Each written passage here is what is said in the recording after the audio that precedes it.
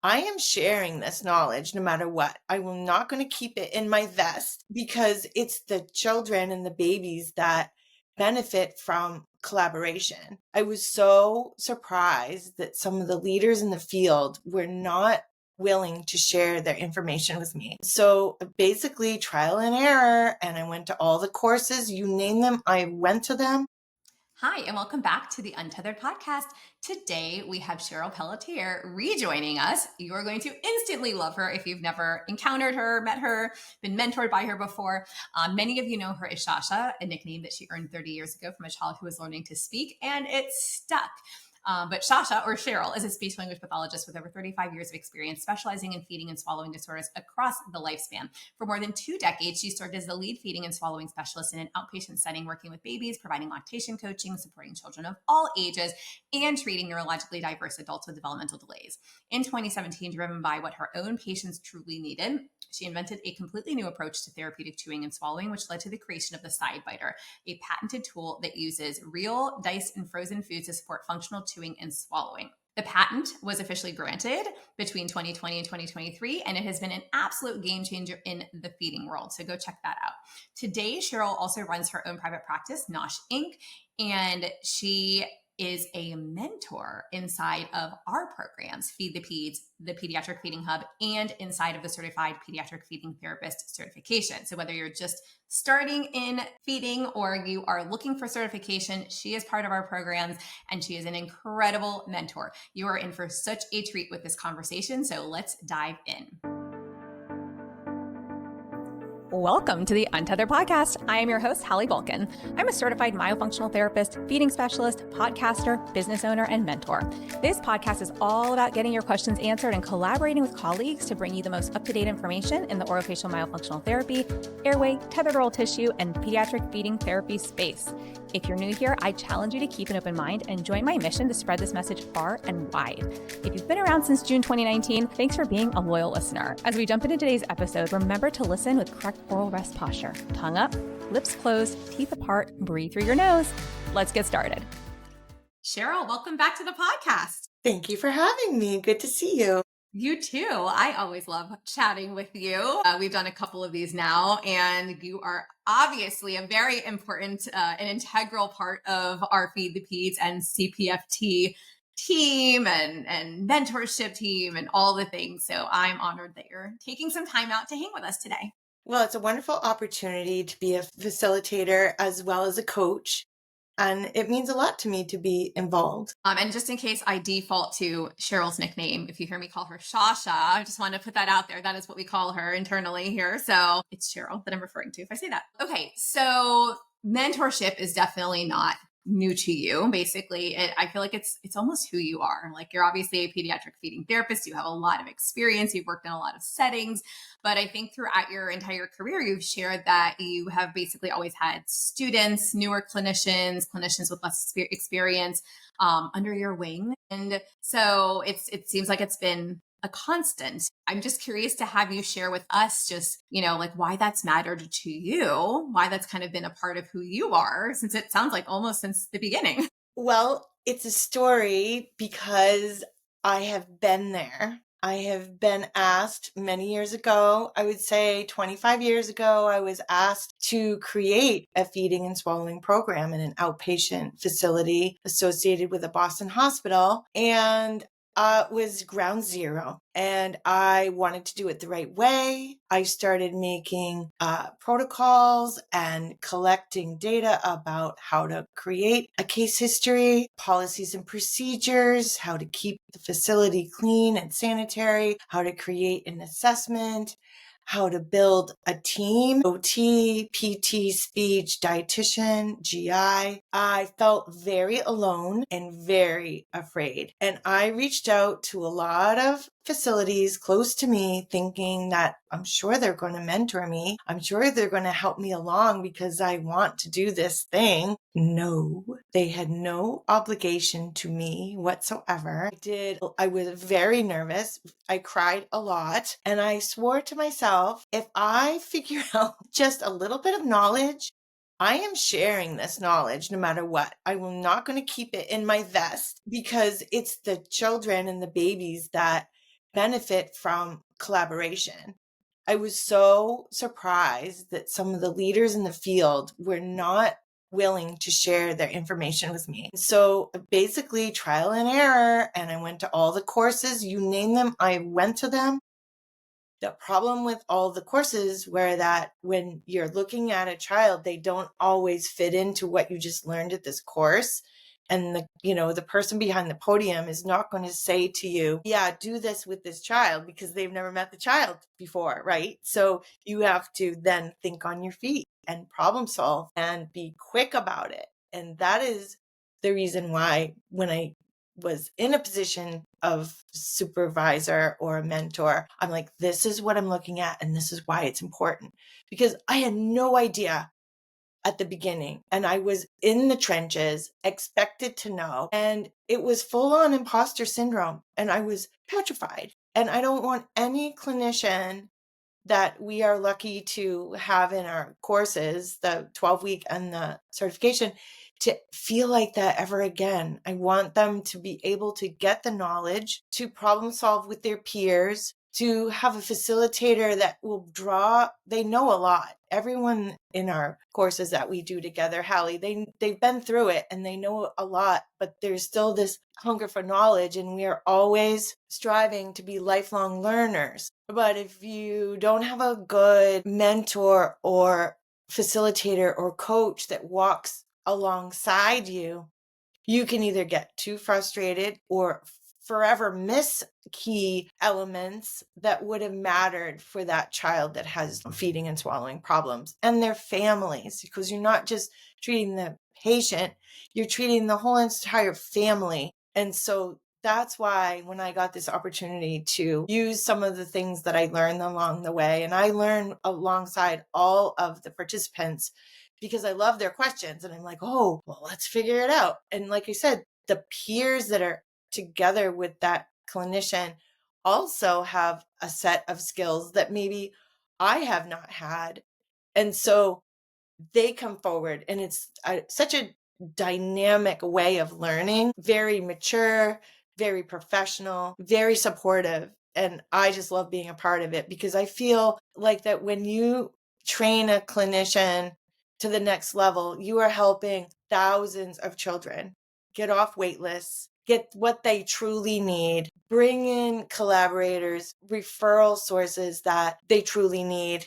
And then that's so important. Otherwise, for me, I was in an outpatient clinic seeing clients one right after another. And the most I could probably see was, 10 a day, which is a lot. But here we have the opportunity to spread far and wide and also be available for questions later. So they might not know what they don't know right now, but then they're like, okay, what would a mentor do, or what would Hallie do, or what would Sasha do? So that's sort of how I became passionate about education. I did a lot of in-services, a lot of training in the hospital settings, but it's very limited to your audience, your lunch and learn. Here, I feel like we have this opportunity to grow, improve, do things that the participants want to be learning.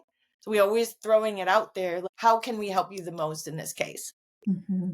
What resources do you feel like you're lacking? So that's why I started. When I had this opportunity, I was like, yeah, this is the part of my career that I really want to hone. And you have to really know your stuff. Even if you don't know it at the time when you get a question, you'll be like, I can find that out for you. Let me think, let me use my mighty brain, or let me use Hallie's brain, or one of the other mentors.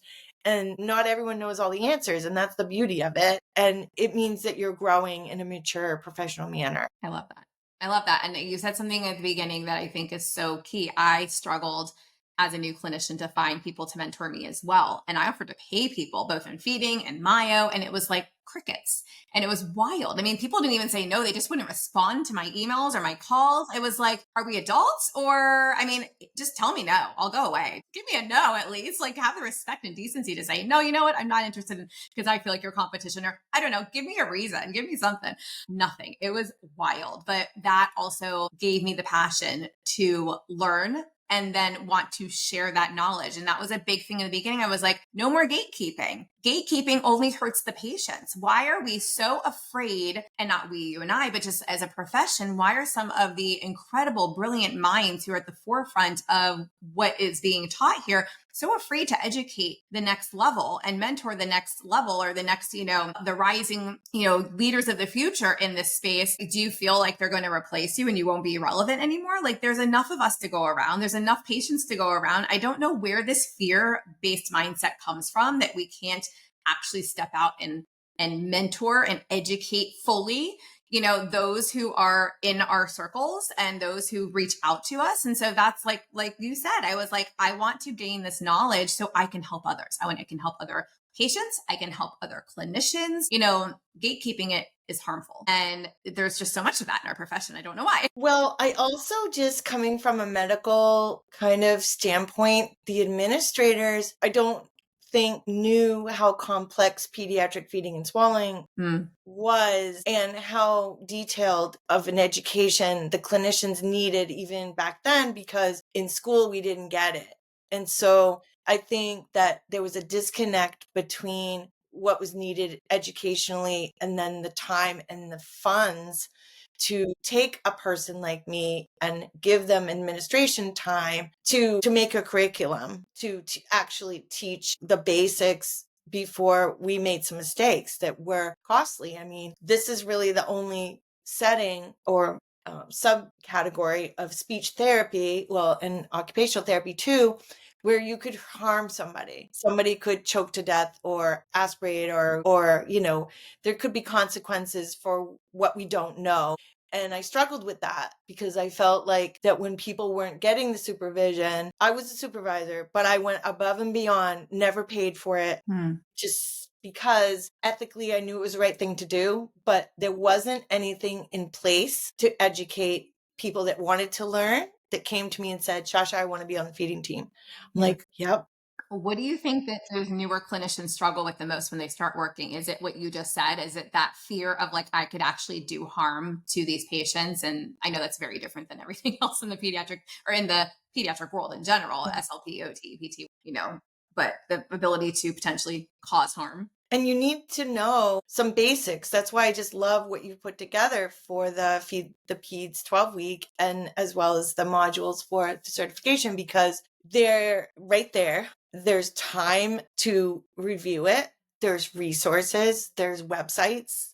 There's books. There's bonus items. And that's something that I just could not do as a supervisor and a mentor in a facility like that because I had my own caseload. So I sympathize with clinicians that are well seasoned, as we say, experienced in a setting. It's extremely difficult to balance unless you have time in your schedule to truly educate. So this fit in with my ethics and what I viewed myself in this second half of my career, because I do know a lot of things that I can share that are functional and fun and helpful and effective. And supports families. They're not, so that's why I just think that what you've put together is so powerful, because it's just a place, a safe, supportive place for clinicians that are new or maybe clinicians that want to learn more. We always can learn more. Yeah. Absolutely. Well, and I love that because I'm like, we're all lifelong learners. And I love how you also highlighted that none of us know everything. And I think that's so important for us to say at this point of our careers, because that imposter syndrome thing is real. And I know that there's people in the field till retirement that still feel like an imposter throughout their entire career, regardless of the level of their expertise. And so I love that you share that because it's real. We're human, right? Like we all have our things, we all have our feelings and all the things. Anyways, I'm curious to know, like after supervising students for so many years, are there any patterns that you see in students who grow quickly versus students who stay stuck? I think the students that can really see the full picture, step outside of the case and get meta with it and look at true function and not expect, say, in their treatment plan that it would be quick, because nothing that we do is really fast. If they're realistic and they go ahead and give themselves grace. They're open for changes. I think those open for suggestions, clinicians that kind of think that they know it all right away, are missing some opportunities to learn what this child's trying to tell them. So that's, I think, what I've noticed. And I think that the clinicians that thrive with validation, which is what I love about these programs, is that sometimes you just need to say to somebody, you are so right. Keep going. Just give it 3 more months, instead of, oh, I tried it for a month and it's the mother's fault or whatever. Like they're not open to the fact that maybe what they're treating is not the actual problem. If pediatric feeding cases make you think, where do I even start? This is for you. I created Screen the Peds to Feed the Peds, a free 3-day training where I walk you step by step through how to screen pediatric feeding with confidence. You'll learn what's typical, what's not, exactly what to do next. Join us for free at feedthepeds.com/training. To circle back and say, okay, what am I missing? What is it that is going on with this little human? Or what's the setting like? Looking at it's so many details, but you get faster at it. And I think going at it in a strength-based perspective and not like a lacking or, disability-based perspective is super helpful. Yeah. I love that. That's always been like my MO is like, why don't we look at what they're good at and use that to help us work on the skill that we're trying to build? Like, how can we use that to kind of level up? Right. And so, I really love that. And so for anybody who's not aware, Cheryl is both a mentor inside Feed the Peds and also inside Certified Pediatric. Well, actually you're in everything, literally. You're in our pediatric feeding hub, you're in the certification, the CPFT. And so for anyone who is maybe listening to this for the first time and not familiar with all of our programs, Feed the Peds is more of a comprehensive introductory pediatric feeding course that teaches, typical development, assessment, treatment, we dive into medical complexities and tethered oral tissues and myo and how to adapt that to the little ones. And then we have the Pediatric Feeding Hub, which is really geared more towards people already working with pediatric feeding cases who want a community and mentorship. And then we've got the CPFT, which is our Certified Pediatric Feeding Therapist Certification Program, which is a full program. It's got coursework and you're working with patients and you're presenting cases and you're writing reports and all these things. Anyways, so, I think it's really cool because you're a mentor across all of these programs. So I don't know if there's like a good answer for this or not, but I'm just kind of curious to know from your perspective, like, how do you balance being supportive, right, while still holding like high clinical standards? Because I feel like a big part of what we want to come out of our programs are therapists who can become critical thinkers. They can think on their own 2 feet, but like they've been mentored to get there. Right. So one of the things that I really try to hone in on is taking a look at their patterns of looking at a child, taking data, and then pulling all the pieces together and analyzing it.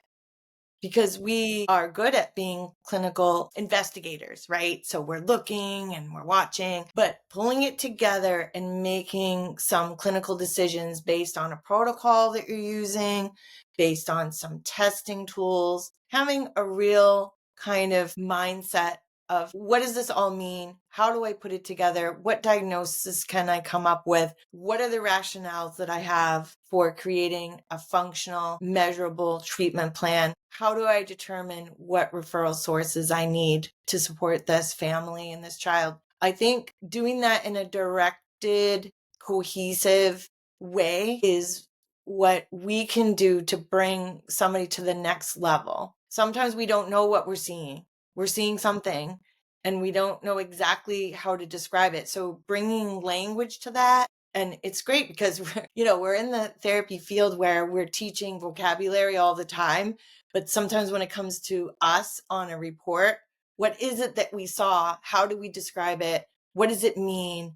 And can I label it? And then can I make a real skilled, functional goal that goes with that? So it sounds, simple, but it's really not, because when you're new at it, you're just sort of, you've got time constraints. You only saw the child for half an hour. Like, what can you do in a half an hour that really pulls it all together and you can analyze it as higher level clinician. So that's where walking alongside somebody and coaching them can help them open their eyes to, what could this be? What does that mean? What did you do then? How did you cue them? And were there improvements? What facilitated them to improve in your assessment? What does that mean to you? Like if you move their hips to the left and change their seating and put the spoon in the left hand instead of the right, what does that mean? Yeah. So that's been exciting because some of the assessments that we go through, we're taught just to look at all these disabilities. This was wrong, that was wrong, this was wrong, that was wrong. But what are the diagnostic therapeutic strategies you can use to then say, but prognosis is really good because they responded to these cues. So that's a different level of assessment. We assess during every session really, but if it's the initial visit with this family, how is it that you could, like you said, take the strengths and build on them and find out what are the compensations that this child is doing that's telling us a story. So when we're new at it and we just look at checking off the boxes, we don't see the full child. So I feel like in these courses that you offer, especially in the group discussions, that's where I think peer to peer and coach to peer and participant kind of helps to solidify all of those skills.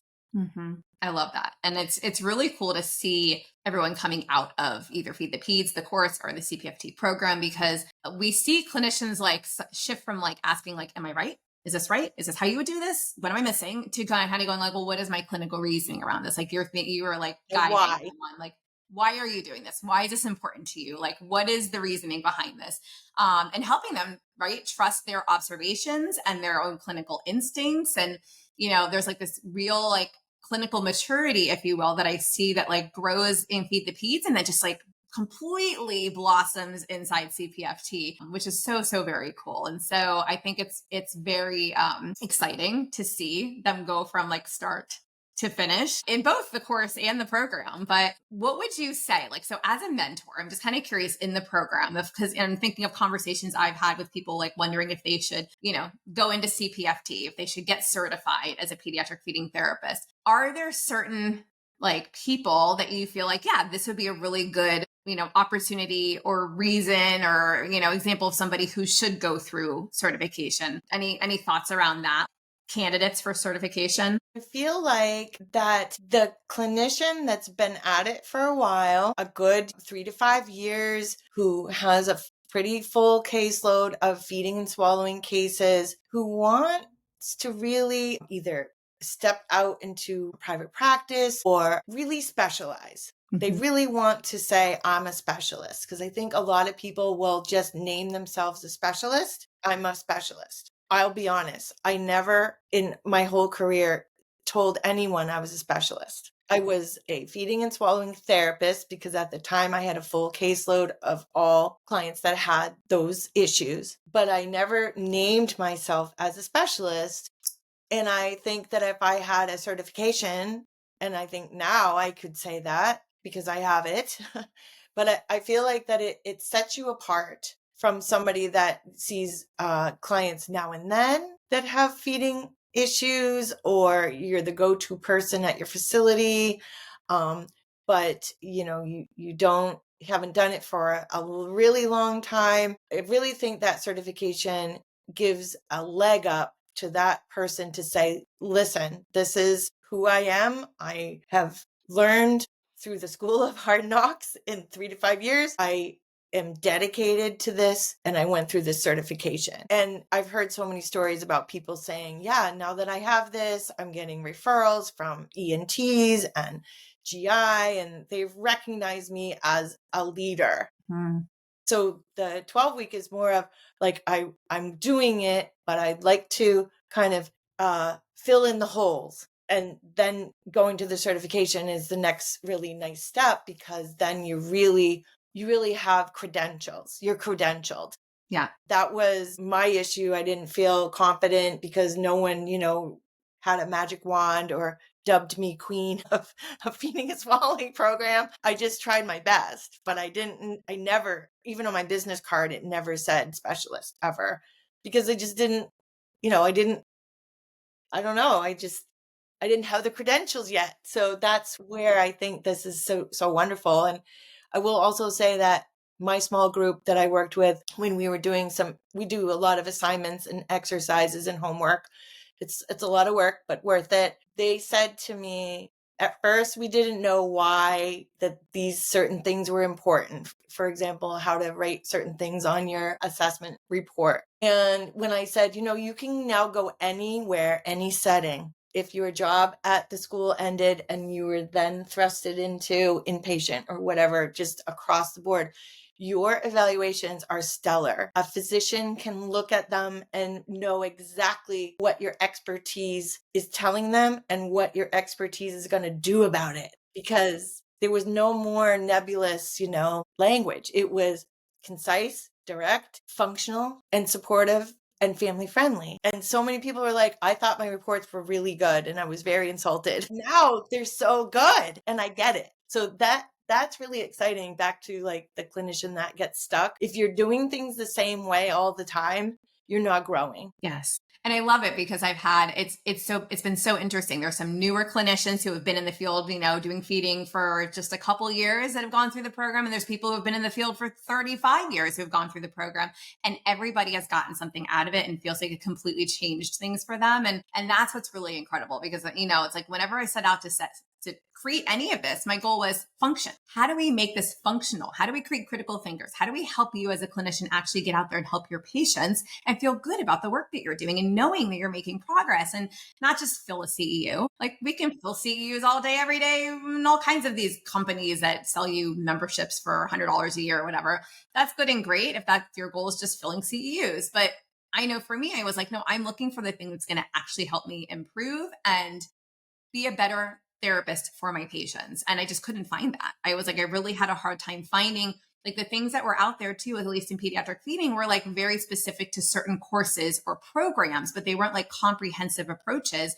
And I was like, we have this like board certified swallowing credential through ASHA, but it's really more adult geared. There's not pediatrics like really embedded into it significantly. And, I know people with those credentials that are working with solely pediatrics, and they were like, I don't think it was that beneficial to me, and it was not easy to get. So I was like, well, clearly we're missing the boat here. We got to fill this void. So it's been really, really cool. Like the things that you shared with some people, having all these external referrals to them all of a sudden, because they have the credentials. I know a couple people have opened private practices and they're like, my schedule is full. I've just like, the patients have flooded in because people recognize me as the expert. Clinicians, pediatricians, ENTs, they're all referring to me because I have these credentials. And I'm like, it's wild. But that's also how the medical system works. When they see credentials, they know you're the person to send the patients to. And we can stand behind those credentials because we know the quality of what is coming out of the program, like who these people are, the abilities they have to actually go out and help these kids. And so I think it's really incredible that this is out there now. And it's really exciting because, again, my whole reason for doing all of this back in 2019, when I decided I was diving in, I was like, feet first, jump in, go, was get these kids off pediatric feeding waitlists. And then when I was like, okay, we're making a difference. There's thousands of clinicians trained now that weren't, but how do we make a difference faster? How do we dive deeper? How do we get more clinicians in their day-to-day work feeling like they really excel at what they do and they can really help these patients? And you know what? If they don't know something, it's okay, because nobody knows everything. And we have a community to go back to then seek, guidance from. Because one of the things I know we tell a lot of our graduates is, we want you to link up. I'm pairing people with mentors and with clinicians in the certification so that y'all are on a similar journey, and the mentor you're paired with can actually help you based on your goals of going through this program. And when you come out, you have those fellow clinicians that you went through this with as a resource, and hopefully new friendships are born, new colleague, relationships are born out of this. So you can continue to have each other to lean on outside of the CPFT, because we all need those colleagues. And it's enough of us feeling like we're on like Dysphagia Island by ourselves with no ability to help. I love that the SLPs and the OTs learned so much from their different disciplines. Mm-hmm. Constantly we were going back and forth, look at it from the lens of an OT. What are you seeing? What are you sharing? And what activities would you do? And the SLPs were like, oh my God, I just learned so much. And then confidence in feeding therapy starts with screening. If you're an SLP, OT, or PT who wants clarity before diving into feeding cases, join my free 3-day training, Screen the Peds to Feed the Peds. Sign up at feedthepeds.com/training. The OT is the same thing. I always knew about speech therapists, but I didn't really know exactly what they would do differently than me. And so if you're not in a setting where you're paired with another clinician that you get along with, because I know in certain settings, it's like turf wars. Right. Whereas in these modules and the calls, there's no turf. It's we're all learning together. We're all playing nice in the sandbox and we're all figuring it out together. I love that. And that's so important. I was just having a conversation with someone earlier today who's in our Mayo membership, and they were like, I love the mentors in there because it's SLPs and RDHs. And I said, there's such a turf war in the Mayo space between those clinicians, kind of like in the feeding world between SLP, OT, and even PT, depending on who's in the NICU, who's an inpatient, who's an outpatient. It's different in every hospital. I feel like more commonly the OTs or the PTs are in the NICU than the SLPs. SLPs are like trying to fight their way in. I was talking to a hospital system where only the OTs do the outpatient feeding, because the SLPs are so slammed and they have a space issue. So they can't hire SLPs on and train them for feeding in their facility. And I was like, well, that's different. I don't hear that very often, so it's like, it's so dependent on where you work, but also, like you said, there are these turf wars created because of how different systems and facilities do things. And it's just so nice when everybody, like you said, can come and play nicely together in the sandbox. Like we're all back in preschool and learning how to share a toy. Yeah, so like OTs were completely trained differently than us. They didn't have the training about, velopharyngeal port and like what happens after food goes through the lips. So this was a great way to support them. And some of the OTs in my group said, oh, I was watching this child and I was watching closely and the food was coming out of the nose. I don't know what that means. And this is in the certification class. Okay, so if they hadn't been here, they wouldn't have the peers to gather around. And I did a whole extra little talk about, okay, this is what happens when the tongue elevates and then the velopharyngeal port closes and it doesn't come, it's not supposed to come out of your nose. And she's like, well, what do I do about it? You know what I mean? So it was such a great moment, because how else are you going to really learn it if you're in the trenches and swimming your way through these things that maybe you'll never see that, but here you are seeing it and you're supported in a group that can address it with you. Like, this is where you might refer this child to ENT and then why that would be. And it was really such a great teachable moment that had nothing to do with the curriculum. It's so organic and so functional how it happens. I just love it. I love that. And I think that's the beauty of having us all come together.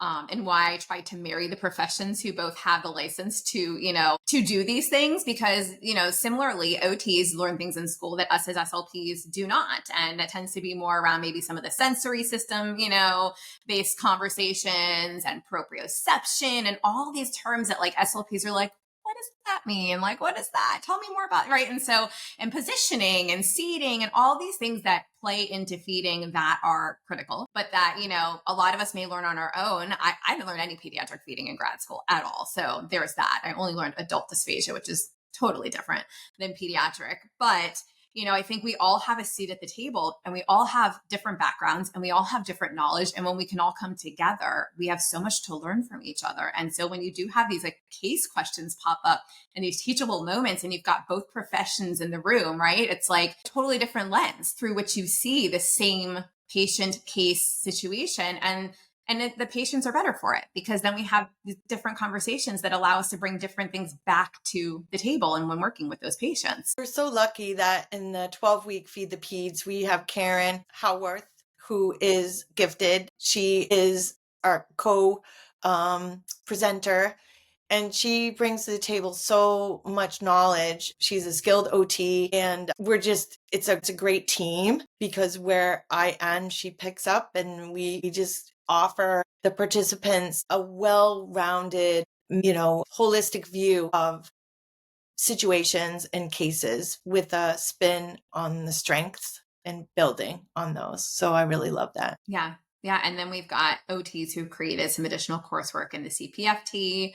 And plus we've got Beth in there, our NICU OT. It's been so cool to like be able to bring in Karen and Beth and some of our course creators with that knowledge, because I've learned from, what a lot of what they've either shared through courses or through mentorship. Again, totally different lens. Like I have experience, you have experience, Nadine has experience, but it's different, and I've worked with lots of kiddos who were on OT. I've co-treated with OT, both pediatric feeding and non-feeding cases. And still, it's like to have these conversations surrounding, what we're talking about in Feed the Peds and even CPFT. It's so well-rounded, and you don't know what you don't know. You don't know what you're missing until all of a sudden this conversation happens and you're like, whoa, wasn't expecting that. So cool, so valuable. This is going to help me. This is going to help me help my patients, right? And help the families of these patients. And at the end of the day, that's the whole reason why I know a lot of us do what we do. We had some good catches with some people's cases when they brought cases to the table, and like, I'm worried about this and that, and through problem solving made referrals or suggested referrals that really caught issues like endocrine, like metabolic stuff that, you think the child's small because they're not eating, but what if now they're eating, or they have a G-tube now and they're still not gaining weight? Why? What is the issue? And it could be an endocrinology issue, or like I said, a metabolic condition that we didn't know about, and they were small because of that, and it wasn't necessarily that they weren't eating. Very interesting. So it's just been a wonderful growth experience for all. Well, thank you, Sasha, for all of the work that you do with us and all of our programs and the course and the membership and the certification. We wholeheartedly value you. I know that everyone who has been in your group, and even many who aren't, they just sing your praises. And for anyone who's not familiar with Cheryl, I just have to give her a little bit of a plug, because she also has created this really cool feeding tool called the Side Biter. And so you guys all need to go check that out. It's by Nosh. If you're looking at the screen and watching this, you can see GNOSH. It's on this little license plate up in the top of her screen. So cute. But Nosh Feeding, and Cheryl has her own private practice and has just extensive, experience in pediatric feeding. But that Side Biter tool is really cool. And the one thing I want to point out about it is it's the only thing on the market that does what it does in my experience from different tools that we've used, because I know there's all kinds of, what do you call it, Cheryl? Like they're gum line feeders is kind of what these other ones are. And that's a lot of those things that you'll see, like little, almost like toys, like little things that babies can, experience before they have teeth, if you will, right? They're the kind of like feeders that you can put little things into to squeeze a teeny bit out of maybe. Once the baby has teeth, and we're actually like using these tools in feeding therapy, there was nothing safe. And honestly, like, I don't want to get sued. I don't want to injure the child that I'm working with, like major liability. Don't use those gum line feeders. Cheryl created this tool that we needed that basically allows children to, and you have different levels, and I don't have it with here. Maybe you have one on your desk, but there's the version or the part of it that doesn't have the holes. So you can put food in it and still like work with food present, but they don't actually experience the smell, the taste. They just visually see it inside of the Side Biter. And you can work on skills, and then you like slowly, incrementally have the ability to add a teensy bit of more food coming through the tiny little holes. And you can explain this better than I can, but I just think it's a really cool tool. I had to plug it because and I'll let you speak about it, because I think it's really, really very cool. And I know when we first recorded, you had the adult version, you then came out with the pediatric version. And so let me speak. I'm going to let you speak about your tool because everybody needs to know about this. Well, basically there's 5 tools now. They're patented in the US. There's 5 because that's how my brain works. I was thinking about children because I kept getting medically involved children coming to me that were more and more medically involved and older. So as I said, I worked in an outpatient clinic, and it wasn't just the babies and 2-year-olds that weren't chewing well. It was, and swallowing. It was, they're 7. They've had multiple issues. They've been fed by G-tube since birth. They're 7 now. And feeding and swallowing therapy became this big buzzword. While the doctors were hearing about, oh, well, maybe you need feeding therapy. And they would show up and the mother would be like, yes, we want Johnny to chew and swallow this pizza. And they would have pizza with them. I thought, okay, so we can modify it. We can puree it into Etsy, level 5. I could do a lot of things, but those are consistencies that we don't chew. So, of course, I was familiar with all the mesh feeders and the different things. And I was like, I need something that's linear, that's the shape of my finger, because it was constantly putting food in the cheeks, on the molars, trying to get that tongue to move laterally, back and forth, rotation. It's like, I really need this tool. And I need it to have a gradual ability to give food so it would be safer and safer once the individual learned swallow activation. And I wanted it to be bouncy for proprioception. I wanted it to fit on the molars. So I came out with something that looks like this. This is linear. So on sidebiter.com, you'll see lots of videos on how to use it. So I also wanted one that was half the size, that was a mini. So the mini biter has 6 holes in it. So the larger ones hold 5 mLs of possible food that somebody could chew and swallow. And with that, there's a ton of exercise. So they are chewing and swallowing exercise tools. So believe me, I chew on them all the time because I want to know, oh, how does shrimp feel in there? How does, a meatball feel? The only thing you can't put in there is nuts and seeds because it would break the silicone, but it's mouth safe silicone. Go in the dishwasher. It's easily cleaned. But what it does is it offers strengthening to all the 126 muscles that you use in your face and your throat to safely chew and swallow your food. And so I also wanted this to be in our toolbox because of home programs.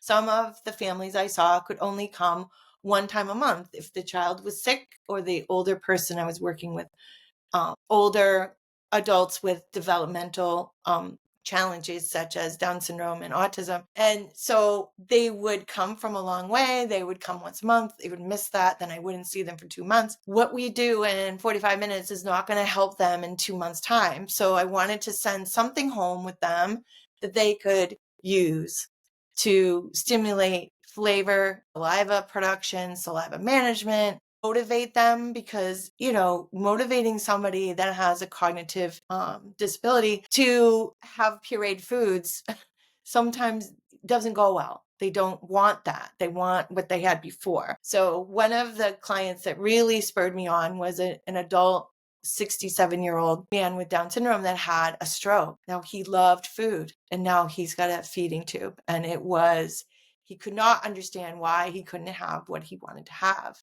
but he could have it in the side biter. So he was able to wean from the tube using that. And then, like I said, the mini is also something that's great because it's designed for 7 months and up, good for, babies that maybe had developed some teeth and missed the window of baby-led weaning because, you can't just hand them a turkey leg and hope for the best. So I was hoping that that's how it would be used, and it is.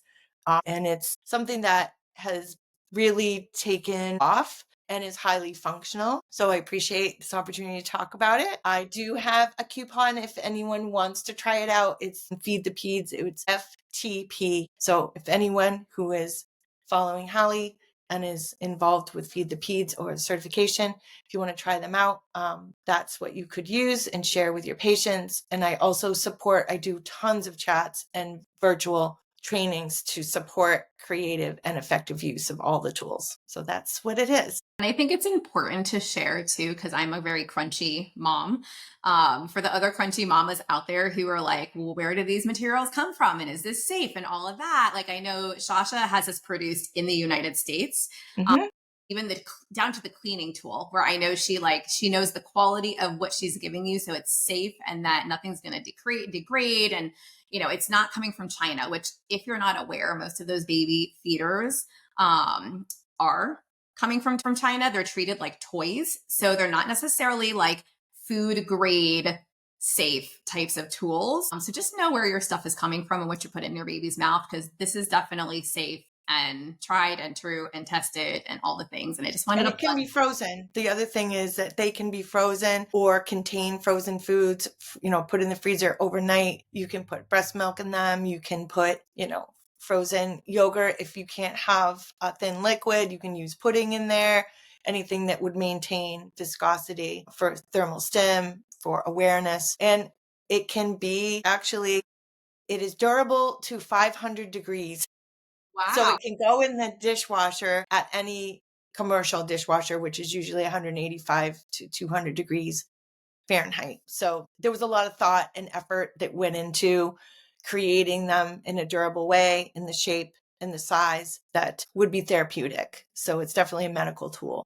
Yeah. So if you're a therapist and you have never heard of this or you're not using them, what are you even doing? Like, go get one right now. Okay. And Sasha, Cheryl obviously has a lot of ideas and she's got a great Instagram. So you can follow her on there as well, because like you do demonstrate even on your Instagram or Facebook. I know you're on LinkedIn, you're on all the places, but they can see the tool and they can see even you using the tool with kiddos or even families, I guess, send videos too. So there's some really good demonstrations that, I've seen you share on social media that can be beneficial for your. It's specific to dysphagia and some sensory delays as well. And I'll be honest, I don't use a lot of tools, but sometimes you have clients that need a bridge tool. Yes. And that's what this is. It's a bridge tool because we don't choose purees. So it was really hard. I couldn't equate. I was having a hard time equating, people would say, oh, I just dip a straw in yogurt and teach them to chew. That to me was not equating with pizza or a meatball. It just wasn't going fast enough but the gains that I found with using the prototype was just like, okay, this is cool. You solved a problem that existed in the market for a long time that nobody else had figured out yet. Well, So the problem was I didn't want a 3-part thing. I didn't want a handle and then a tip and then a lock. I wanted one piece that wouldn't pop off. yeah. So the way that it's designed is just, it has like the plunger thing in it. You'll see in the videos. That is not a syringe. That is to anchor the food in the biting tip, because if it's not anchored and somebody bites, all the food goes into the handle and we want the food to go into the mouth. Yeah. Yeah, there's a lot of love and blood and sweat and tears and thought and brilliance and all the things wrapped up into this so much. And I mean, it's really commendable, Cheryl, because like you figured out how to create something that is obviously so successful. I know you said it's really taken off. People are realizing how helpful and functional of a tool this is. And so I'm just excited because, if we can help kids and families get to their goal a little faster, a little safer, and also, get to that goal, because a lot of these kids just weren't getting to the goal, right?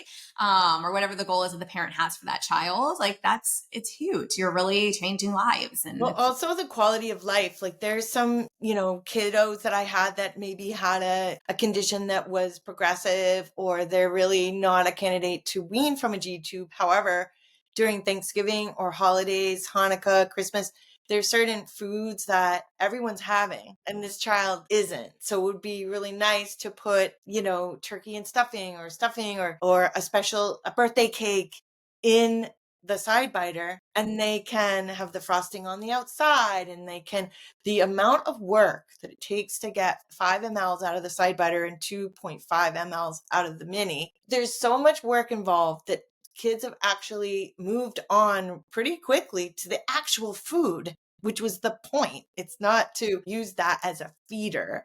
It's to gain control, interest. And a lot of those kids have never had the opportunity to taste a birthday cake because they were G-tube fed, but they're safe encapsulated in the biters. So quality of life, and also just on the go, put a French fry in there. And mothers are like, this is a game changer. This is so good. We can go to the carnival or go to the fair and you get to he can participate have in life, I mean, corn dog inside of it's a it. big part of what we do is eat, right? Eat. Socially as humans. And so to be able to participate in that and to give them a safe way to do that is just, it's so cool. So cool. Good job. And thank you. Thanks for the opportunity. So we'll wrap up here, but I just wanted to say thank you, Cheryl, so much, because you're obviously a very valued member of our team, an integral part of our mentorship team across Feed the Peds, the Hub, and the Certified Pediatric Feeding Curriculum, all of which are opening soon. So, we wanted to make sure we had an opportunity to chat about it and the importance of mentorship and creating critical thinkers and, really truly getting out there and helping our patients, which at the end of the day is the end goal of it all. So thank you for everything that you do. Thank you for having me. Quick disclaimer, all information, content, and material of this podcast are the opinions of the speakers and is for the informational purpose only and not intended to serve as a substitute for the consultation, diagnosis, and/or medical treatment of a qualified healthcare provider.